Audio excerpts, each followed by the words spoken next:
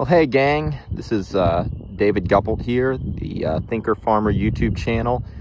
It's April 6th and I'm at, well, of course I'm at Green Pastures Farms, but right now I'm at Steve's Corral on Cawley Road, and it's a beautiful evening and we finished work and I'm doing what I call a thought walk, which is essentially in the evenings after day's work is done, which usually for us is about 5. Sometimes I've still got some energy and I want my brain to decompress. And so I'll just go ahead and go to one of the farms. And I mean, Greg Judy's got so many rental farms, even though I'm kind of familiar with where they're all located. At this point in time, there's just still a lot of fences and different things I like to notice and observe. And so walking them in the evening is a way for me to just get used to all the infrastructure, see how it all is put together, and hopefully down the line when I'm, running my own operation, or however, I'll have seen a whole bunch of things here and I'll be able to remember them because I spent the extra time to get familiar with them. And it'll just be another tool in my toolbox, kind of a memory of different things. And of course, I mentioned already, it's April 6th. Things are greening up here. And essentially what a thought walk means for me is that I generally just walk through the field, and sometimes I talk out loud, sometimes I just quiet, but I'm always thinking about something. Maybe I'm thinking about a potential idea, like what's the best option for me starting out a grazing operation? Should I go ahead and buy some seed stock and then maybe just, do I need to custom graze and buy seed stock at the same time? Should I go ahead and just do custom grazing for a few years to build up knowledge, equity, and experience and enough money to capitalize myself in? Should I go ahead and be a farm manager for a few years, manage some farms with all the skills that Greg Judy is teaching me? Should I go ahead and do I need to make more money? Should I not farm and just make a bunch of money doing something else for a few years?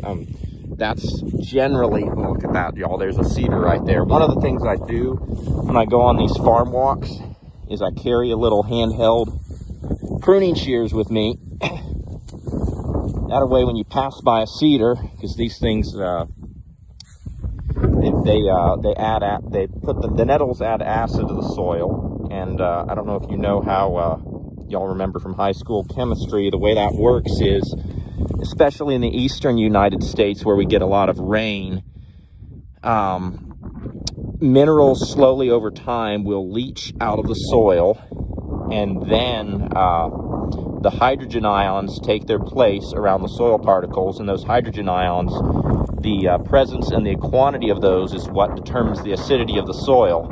Well, anyway, when the nettles fall, I don't know how the exact chemical process that they're involved in. They add to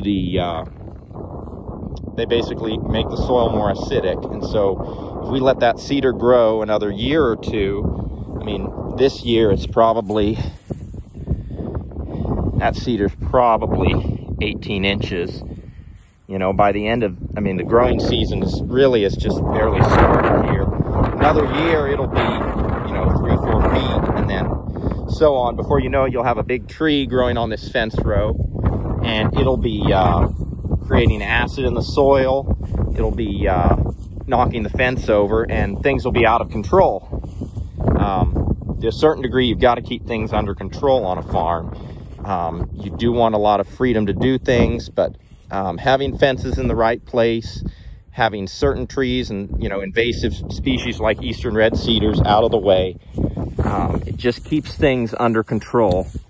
And if I'm going to be here, walking around here in the field, I might as well hit them while I'm there.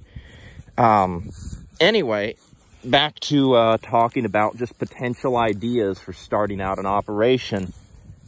I've gotten to the point in my life where essentially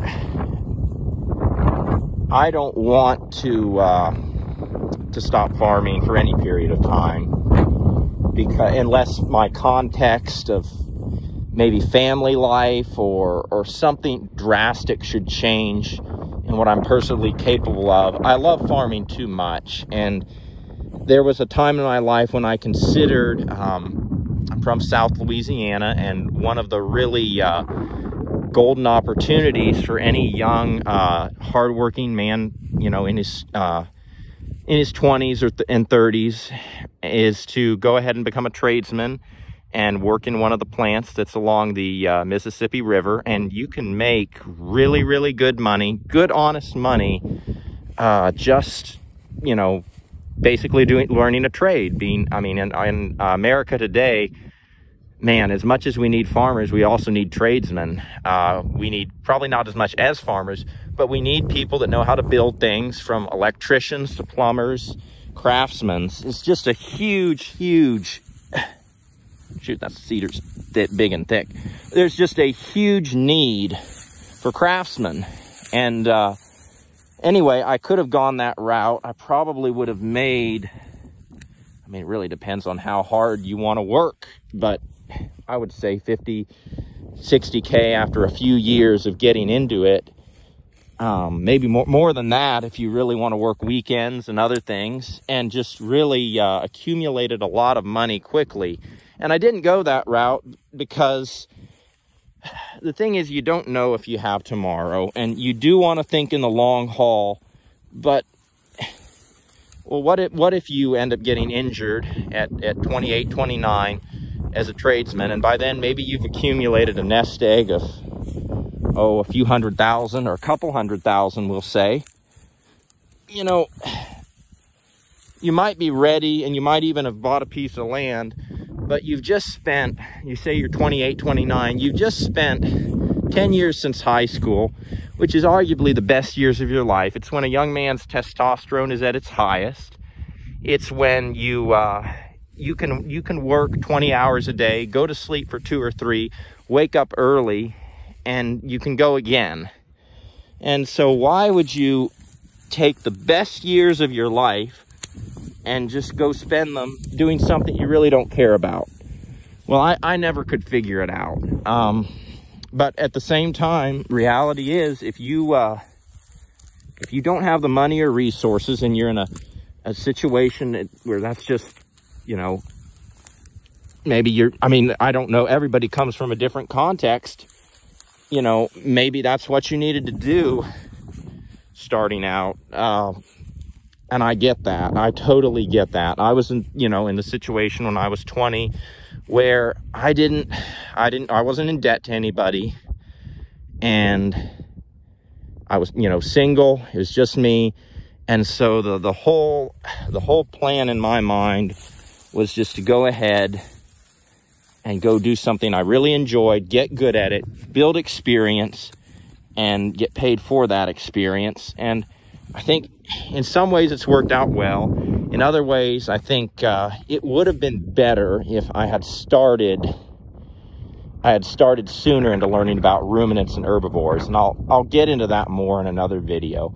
But I guess I'm just talking right now, gang. But as I look out at this landscape and just the beautiful grass and everything, and I think to myself, what would it have been like if I had started the journey to farming 10 years later than I had? Instead of starting when I was a late teenager, what would it be like if I was about to start 2 or 3 years from now, and I'd spent 10 years, working in an office maybe, or working as a craftsman? And frankly, gang, it's too much fun out here on the landscape. I mean, this is just a peaceful evening for me. The wind's blowing. I apologize for that. I hope everyone can hear me. But it's just a beautiful evening. I wouldn't want, and I enjoy, it's not all fun and games. We have to work hard during the day. You have to work sometimes weekends as a farmer, but man, you can just sit down in the grass.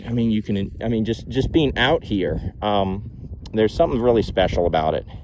Well, anyway, gang, I'm going to go on thinking about some other things and maybe cut a few more cedars on this fence row. And hope y'all are having a great day, and blessings for the journey, gang.